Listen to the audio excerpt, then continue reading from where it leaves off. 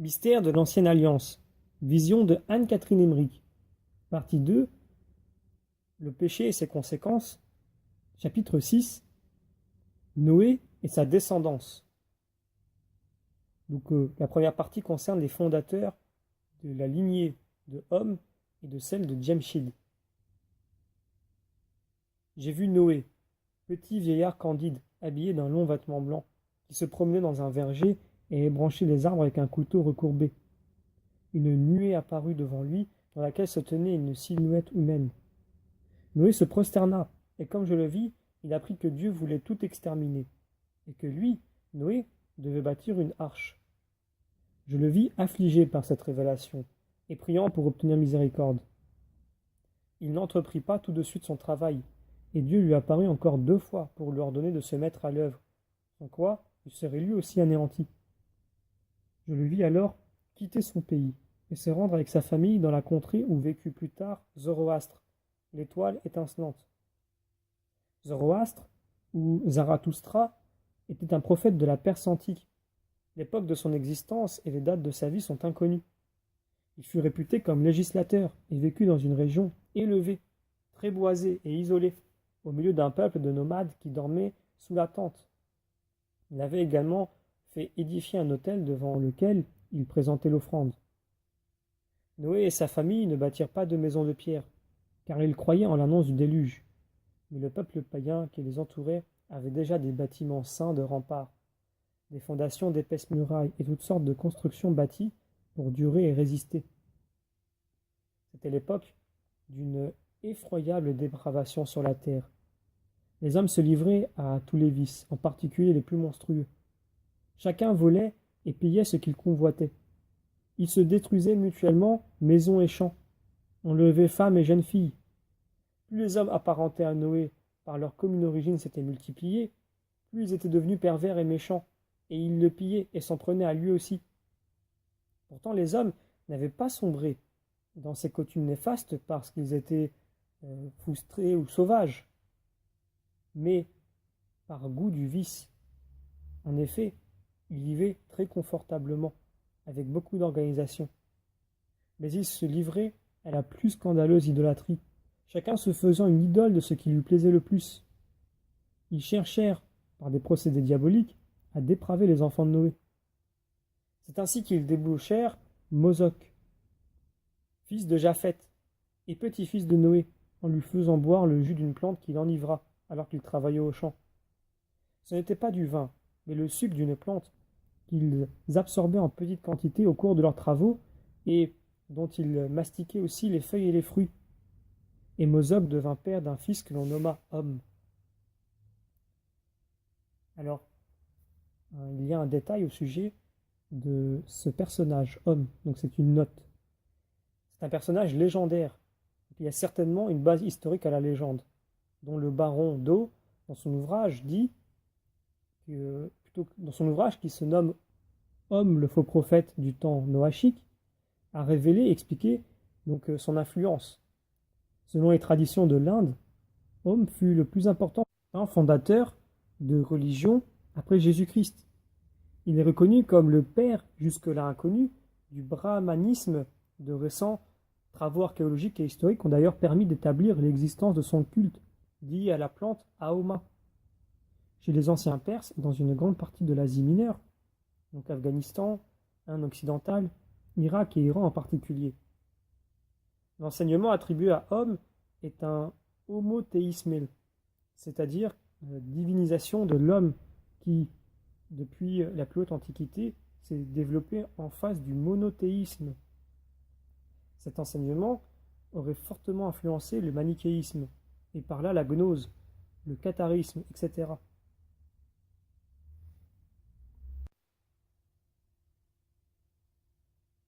Lorsque l'enfant fut né, Moloch demanda à son frère Tubal de le prendre comme le sien, afin que sa faute restât cachée.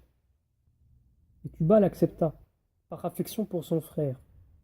La mère déposa l'enfant devant la tente de Tubal, avec une tige bourgeonnante de la plante Homme, tirée du nom de la personne qui est citée dans ce texte,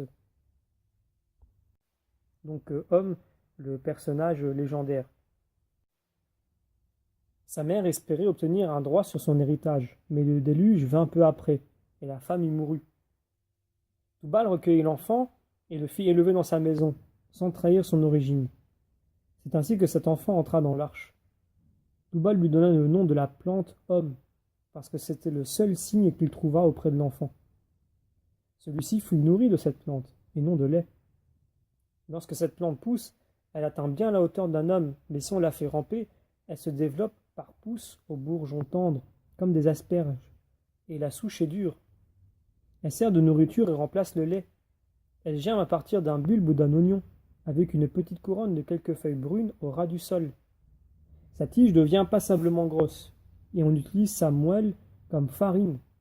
On la cuit en bouillie, on la hache finement, on peut en faire du pain. Dans les endroits où sa culture prospère, elle foisonne sur des lieux à la ronde. J'ai vu cette plante dans l'arche. Il y eut un temps bien long jusqu'à ce que la construction de l'arche fût achevée.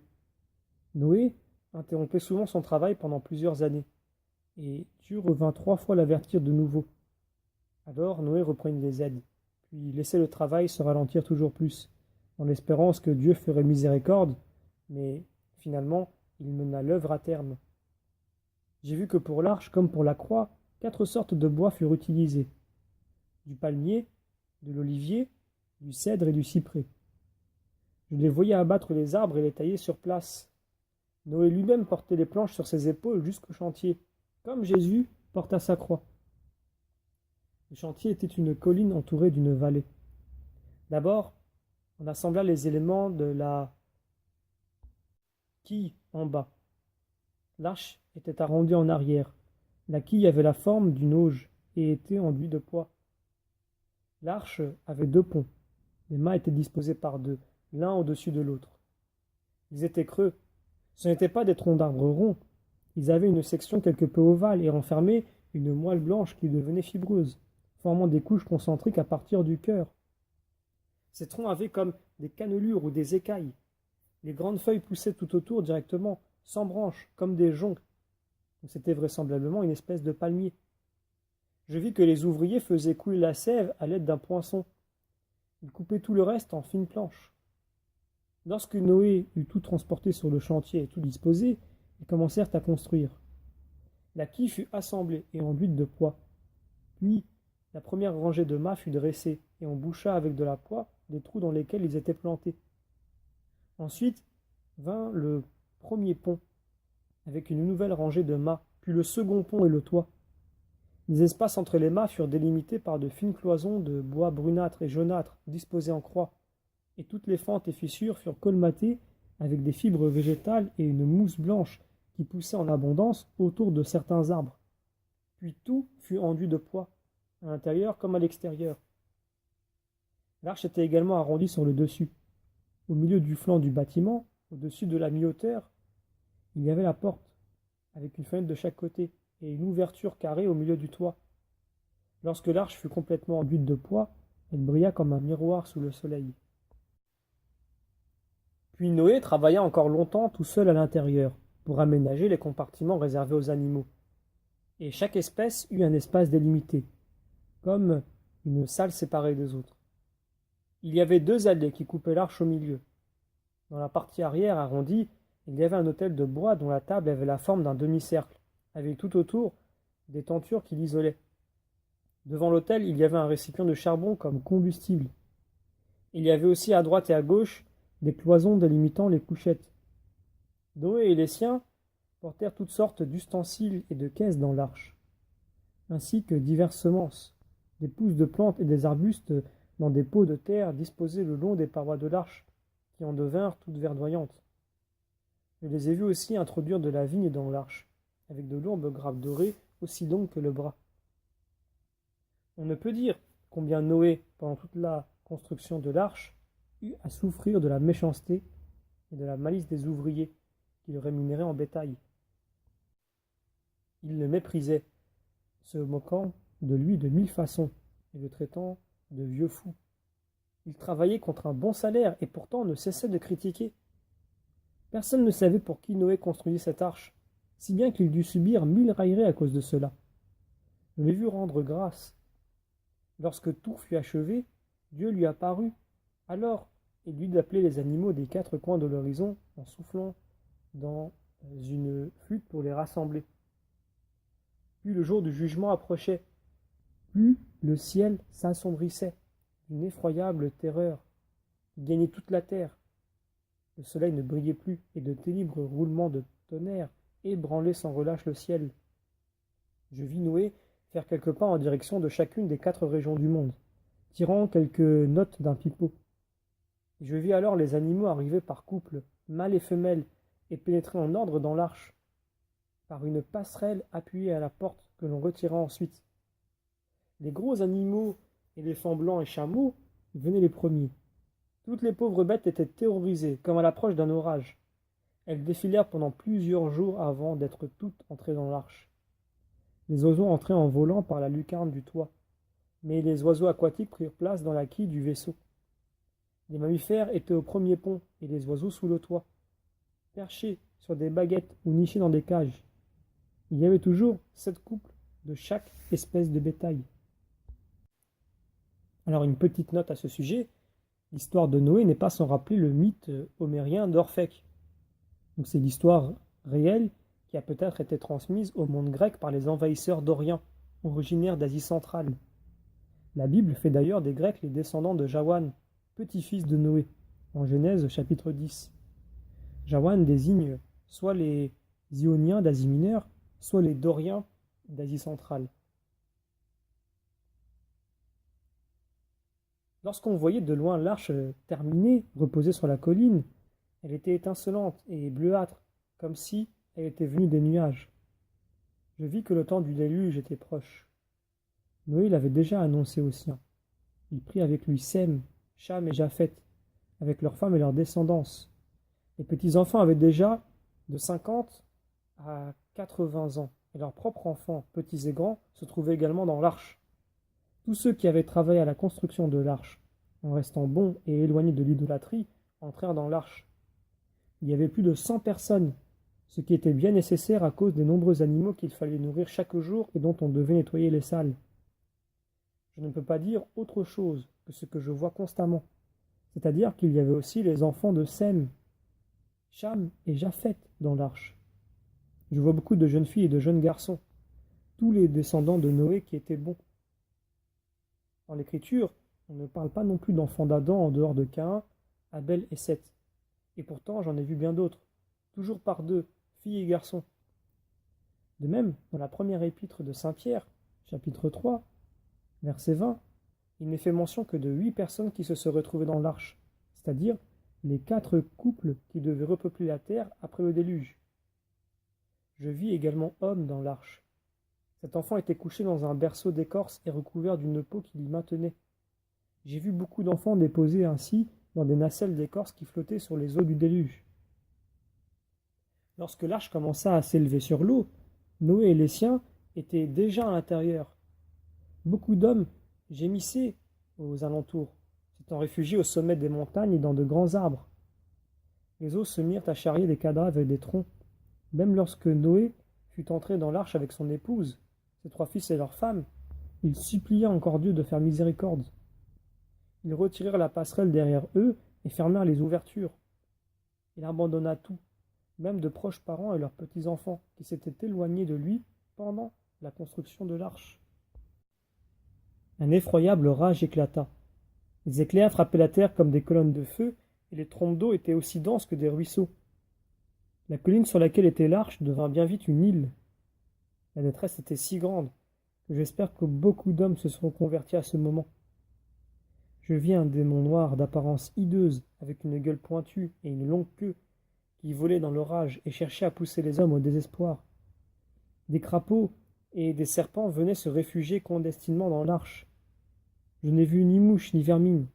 Ces bestioles ont été suscitées plus tard, comme châtiment pour les hommes. Dans l'arche, je vis Noé faire des offrandes d'encens. Son autel était recouvert de motifs blancs sur fond rouge. Il avait dans une cassette arrondie plusieurs ossements d'Adam, qu'il posait sur l'autel pendant la prière et les sacrifices. Je vis aussi au-dessus de l'autel le calice de la Seine, qui avait été apporté à Noé pendant la construction de l'arche par 3 personnages vêtus de longues robes blanches, semblable aux 3 hommes qui vinrent voir Abraham pour lui annoncer la naissance d'un fils. Ils venaient d'une ville qui fut détruite par le déluge et dirent à Noé qu'il était un homme si glorieux qu'il voulait lui confier cet objet mystérieux, afin qu'il ne disparût pas au cours du déluge. Dans le calice était un grain de froment aussi gros qu'un pépin de tournesol et un surgeon de vigne. Noé piqua ces 2 germes dans une pomme jaune qu'il disposa dans le calice. Celui-ci n'avait pas de couvercle. Le surgeon de vigne devait pousser. Après la dispersion de la tour de Babel, j'ai vu ce calice chez un descendant de Sem, qui fut l'ancêtre des Samanes dans le pays de Sémiramis. Les Samanes furent établis en Canaan par Melchisédek et y emportèrent ce calice. J'ai vu l'arche flotter, entourée de nombreux cadavres à la dérive. Elle s'échoua sur une haute montagne vers l'Orient, plus bas que la Syrie. Elle resta longtemps sur cette montagne, isolée et très découpée. J'y voyais déjà des terres émerger, recouvertes de boue, avec de la verdure comparable à de la moisissure. Dans les premiers temps après le déluge, Noé et les siens mangèrent des poissons et des coquillages, puis ensuite du pain et des oiseaux, lorsque ceux-ci se furent suffisamment reproduits. Ils aménagèrent des jardins, et le sol était si fécond que le blé qu'ils plantaient avait des épis aussi vigoureux que ceux du maïs. Ils cultivèrent également la plante Homa. La tente de Noé, comme plus tard celle d'Abraham, était dressée dans la plaine avec toutes les tentes de ses fils autour de la région. Je vis la malédiction de Cham, mais Sem et Japheth reçurent la bénédiction de Noé. Agenouillés devant lui, comme je vis plus tard Isaac la recevoir d'Abraham. Quant à la malédiction prononcée par Noé sur Cham, je la vis comme une nuée noire qui descendit sur le malheureux et l'enveloppa de ténèbres. Il n'était plus aussi blanc qu'auparavant. Sa faute était comparable à un sacrilège contre un sacrement, faute d'un homme qui voulait pénétrer de force dans l'arche d'alliance. J'ai vu une race très corrompue issue de Cham. Elle s'enfonçait toujours davantage dans les ténèbres. Les peuplades noires, païennes et complètement arriérées me sont montrées comme des descendants de Cham, et leur couleur de peau n'est pas un effet du soleil, mais la conséquence de l'origine obscure de leur race maudite. Il m'est impossible d'exprimer comment je vis les peuples se multiplier et croître de toutes sortes de façons, et sombrer toujours plus dans l'obscurcissement, et comment il y avait au milieu d'eux quelques lignées plus lumineuses qui aspiraient à la lumière.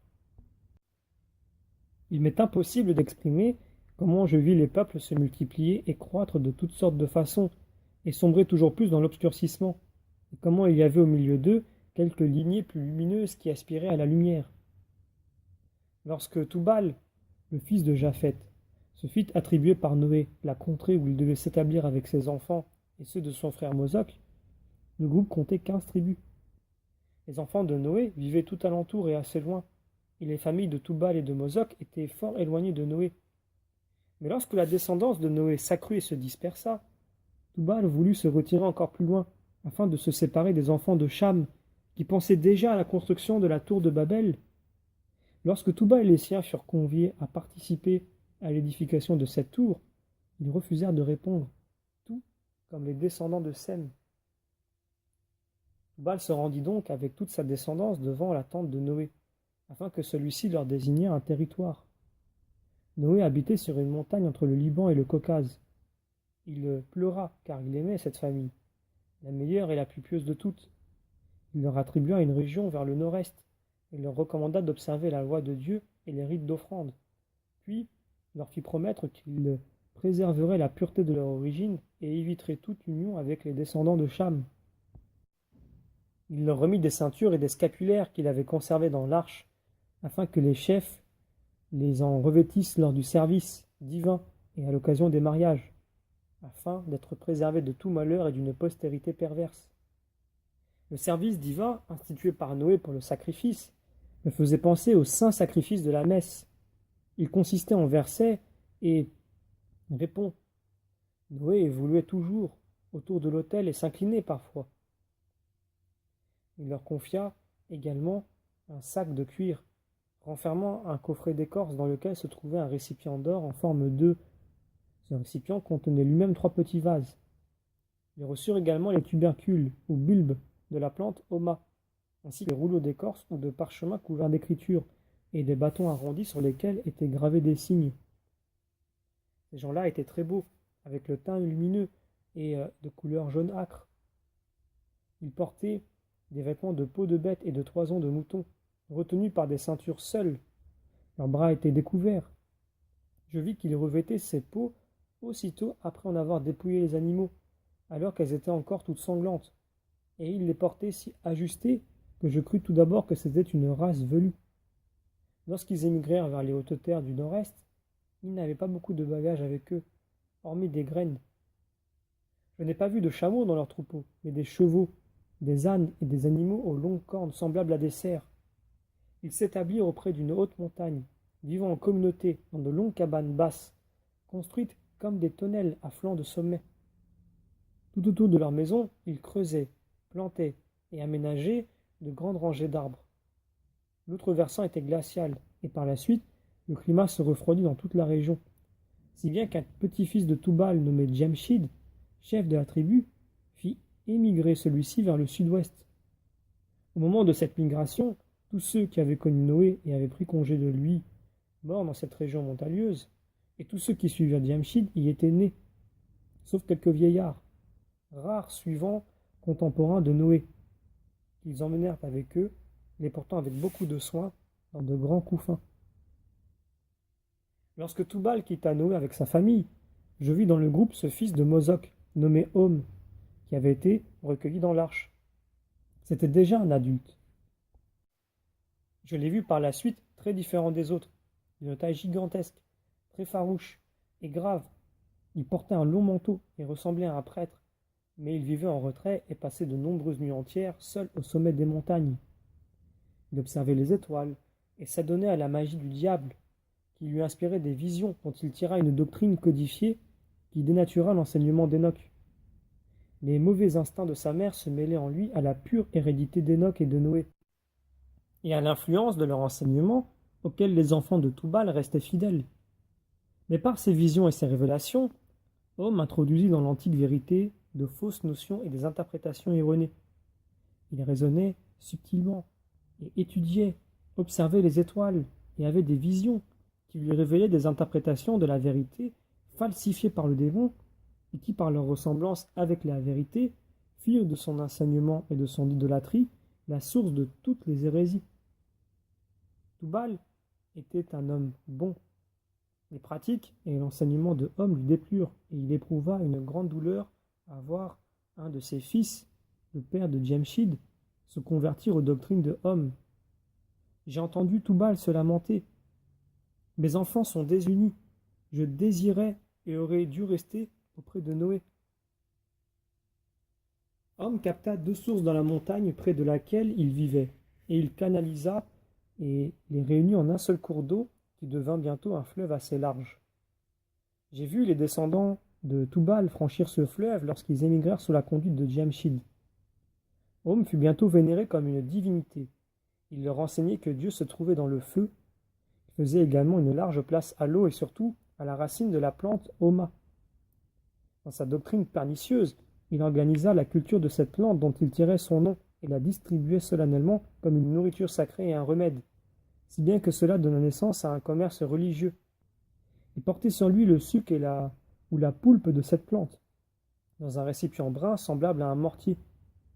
Les piquets de tente de la tribu étaient faits du même métal que les récipients et forgés par les membres d'une autre peuplade, qui s'était établie assez loin d'eux, dans une région montagneuse, et qui avait basé son industrie sur l'art du feu, et je les ai vus près de monts qui, tantôt d'un côté et tantôt d'un autre, crachaient du feu. Et je pense que le récipient porté par Hom avait été fabriqué avec du métal ou de la lave en fusion qu'ils avaient coulé dans un moule. Hom ne se maria point et ne vécut pas très vieux. Il publia beaucoup de révélations sur sa mort, comme plus tard Derketo. Lui-même et ses fidèles attachaient foi à ses élucubrations, mais je le vis mourir d'une façon si effroyable qu'il ne resta rien de lui, car l'adversaire, le diable, l'emporta avec lui. Ainsi, ces sectateurs crurent-ils qu'il avait été comme Enoch, enlevé dans un endroit sacré. Il avait désigné le père de Djamchid comme son successeur et lui avait légué son esprit, afin qu'il poursuivît son enseignement. Djemshid lui-même devint, grâce à sa sagesse, le chef de la tribu, qui s'était rapidement accrue et qui formait un véritable peuple lorsque Djemshid la conduisit vers le sud. Il avait reçu une éducation fort soignée et l'enseignement de Home, d'un dynamisme et d'une rapidité remarquables. Il était bien meilleur et plus actif que Home, celui-ci étant très hautain et sombre. C'est lui qui fixa définitivement la religion et l'enseignement de Home, en y ajoutant divers détails.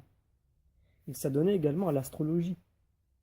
Le peuple dont il était le chef possédait déjà le feu sacré et pratiquait le tatouage, usant d'un signe qui lui était propre. Les hommes se tenaient alors à l'écart les uns des autres, regroupés suivant les tribus, et n'avaient pas de relation les uns avec les autres comme aujourd'hui. Djemshid veilla tout particulièrement à la pureté et à l'intégrité des tribus.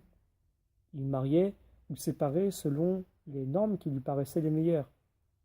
Les hommes étaient tout à fait libres et pourtant fort soumis à des lois strictes. Les races primitives que je vois encore à présent dans des pays lointains et des îles ne peuvent en rien être comparées pour la beauté, la noblesse, la simplicité et la force à ces premiers peuples issus de Noé. Elles sont assez loin d'en avoir l'habileté, la vigueur et l'adresse. Au cours de ces pérégrinations, Djemshid construisit de longues routes de pierre, établit les fondations de cités et de campements qu'il entoura de champs, et installa en divers endroits de nombreuses familles avec leurs troupeaux, leurs plantes et leurs arbres. Il parcourait à cheval de grandes étendues de territoire, et fichait l'instrument qu'il tenait toujours en main dans un point précis du sol où ses sujets se regroupaient et se mettaient aussitôt à creuser et à bâtir, à défricher et à élever des enceintes. Il était d'une sévérité et d'une inflexibilité étonnantes.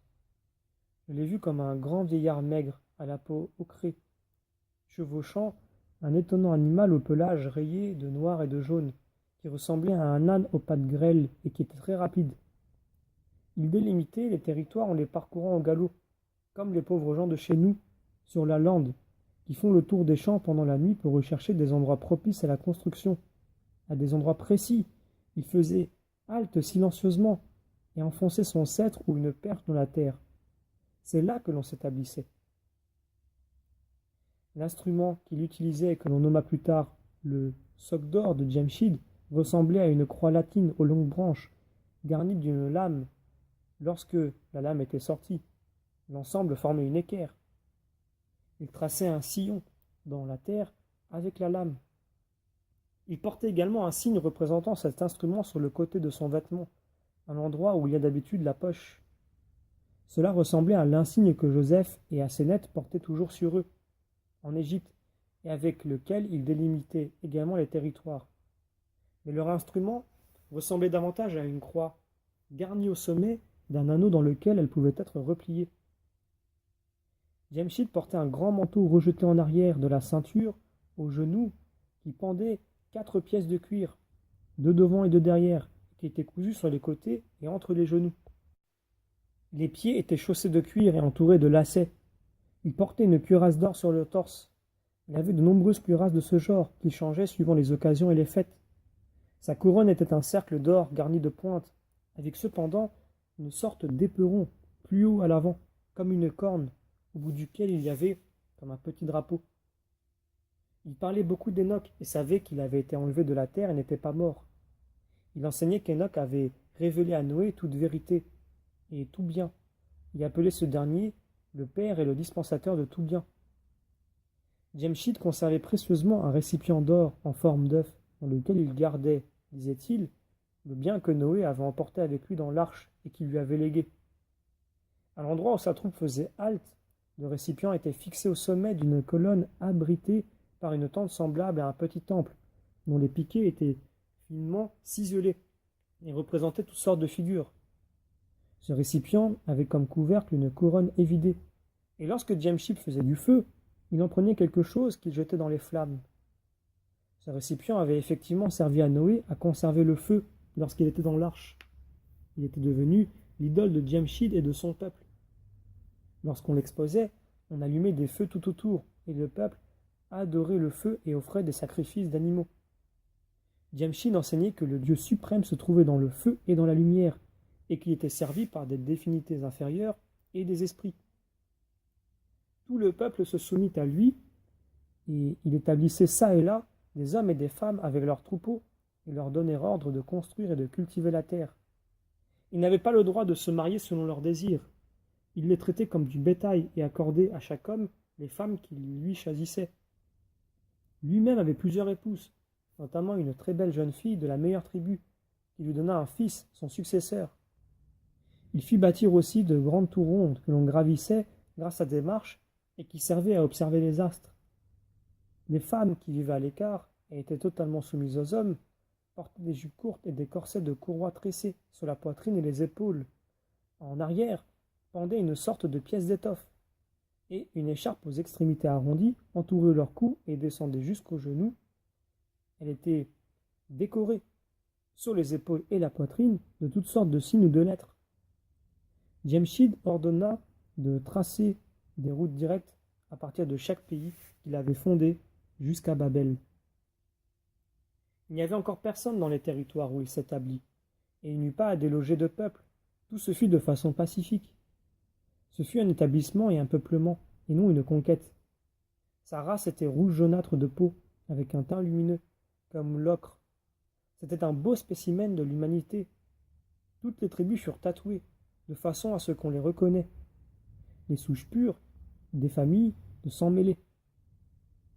Djemshid réussit à escalader avec son peuple une haute montagne couverte de glaciers. Je ne sais comment ils y arrivèrent, avec assez de chance, mais beaucoup moururent au cours de cette entreprise.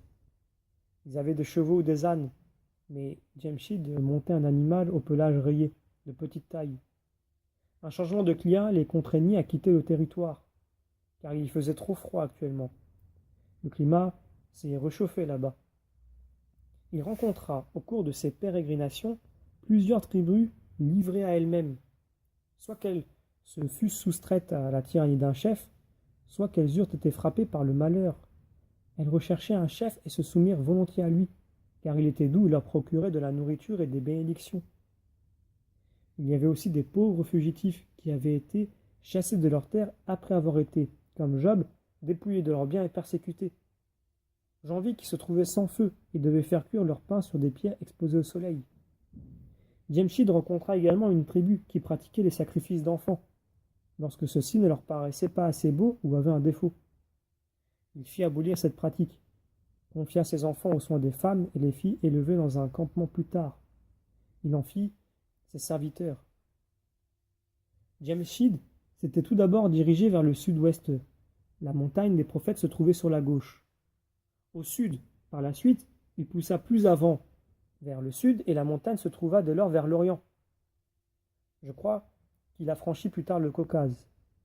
À cette époque, tandis que dans ces régions l'humanité s'étendait et commençait ses activités, il n'y avait dans nos pays que des régions désertiques, des forêts et des tourbières, vers l'est, çà et là. Un tout petit groupe s'égarait parfois. L'étoile resplendissante, Zoroastre, qui vint bien plus tard à cette époque, était un descendant d'un fils de Djemshid, dont il rénova la doctrine. Djemshid écrivit toutes sortes de commandements sur des tablettes de pierre ou d'écorce.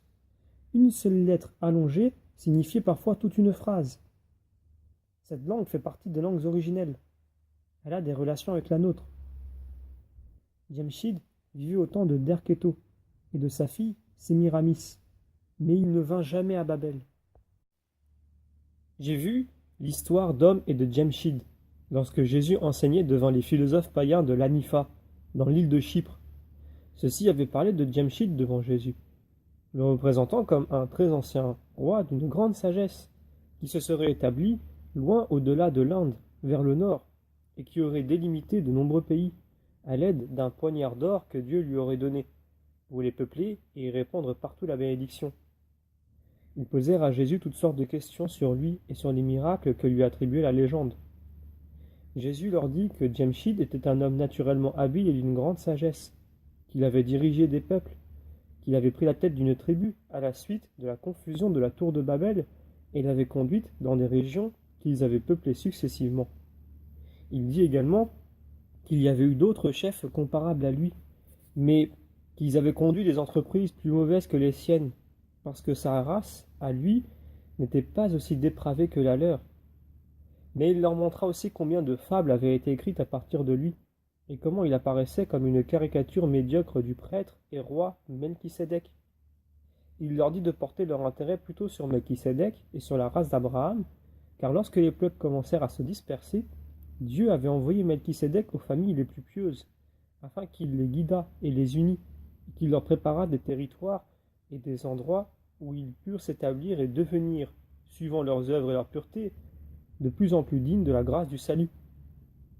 Il leur dit qu'ils devaient chercher à savoir qui était Melchisédek, car il était bien vrai qu'il était la préfiguration de la grâce de la promesse, désormais si proche de son accomplissement, et que son offrande du pain et du vin devait à présent s'épanouir pleinement et s'achever pour demeurer jusqu'à la fin du monde.